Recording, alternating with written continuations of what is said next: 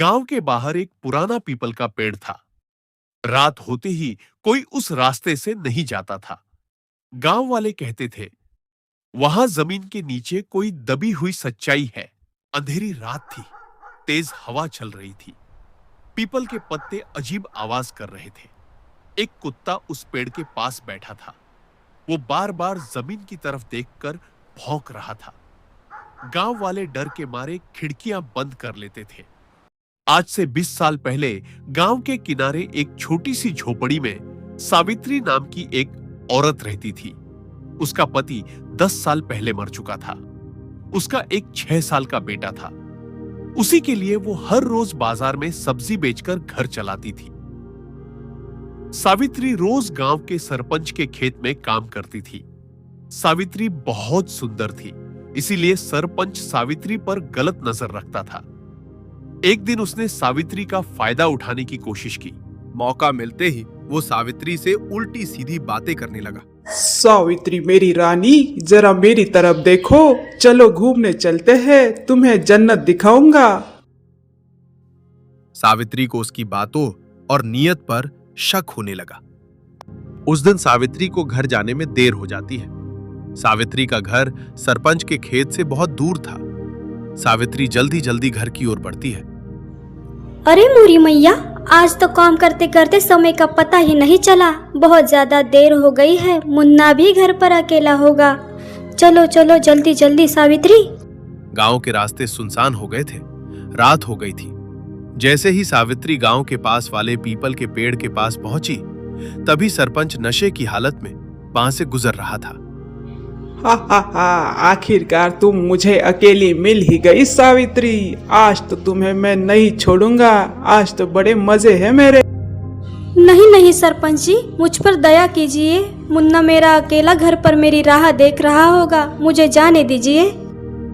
उसने सावित्री से बदतमीजी की और उसी पीपल के पेड़ के नीचे उसे मार के दफना दिया। कुछ दिनों बाद पीपल के पेड़ के पास अजीब घटनाएं होने लगी। रास्ते से आने जाने वालों को वहां पर किसी के रोने और चिल्लाने की आवाजें आने लगी। जो कोई भी उस पेड़ के पास से गुजरता था, उसे कोई पीछे से आवाज देता था और पीछे मुड़कर देखने पर वहां पर कोई नहीं होता था, बस कदमों की आवाज आती थी। सावित्री अब चुड़ैल बन चुकी थी। उसके अंदर की बदले की भावना ने उसे चुड़ैल बना दिया था। वो बस सरपंच से अपना बदला चाहती थी। एक रात सरपंच नशे की हालत में बहुत देर से घर लौट रहा था। रास्ता सुनसान था। अचानक पीछे से आवाज आई, आज मैं तुम्हें जिंदा नहीं छोड़ूंगी सरपंच। जैसे ही सरपंच पीछे मुड़ा, पीपल के पेड़ के पास की जमीन में अचानक से दरार आने लगी और अचानक से जमीन फटने लगी। जमीन के अंदर से सावित्री बाहर आने लगी। लाल आंखें, खुले बाल। सावित्री एक भयानक चुड़ैल बन गई थी। सावित्री का भयानक रूप देखकर सरपंच डर गया। सावित्री, तू चुड़ैल बन गई है। नहीं, मुझे मत मार, मुझे जाने दे मुझे। जब तूने मुझे मारा था तो तूने मेरे बच्चे का भी ख्याल नहीं किया।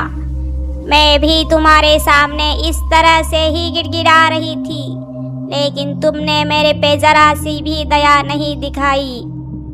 तुमने मेरी मजबूरी का पूरा फायदा उठाया था, लेकिन आज मैं मेरा बदला जरूर लूंगी। मैं तुम्हें हमेशा के लिए सुला दूंगी। चुड़ैल सावित्री ने अपने भूतिया शक्ति से अपना हाथ आगे बढ़ाया और सरपंच के गले को पकड़ लिया और उसको खींच के अपने साथ जमीन के अंदर ले गई।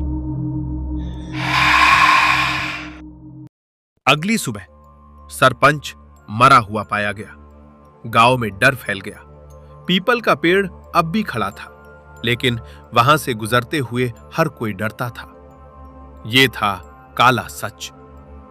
कहते हैं कार्टून देखने वाले लोग मन के सच्चे होते हैं, मासूम होते हैं। आपकी वजह से ही मुझे प्रेरणा मिलती है। अगर आपको मेरी वीडियो अच्छी लगी हो तो वीडियो को लाइक और चैनल को सब्सक्राइब करना ना भूलें। आपने मेरी ये वीडियो कहां से देखी है, मुझे कमेंट में जरूर बताएं। Thanks for watching.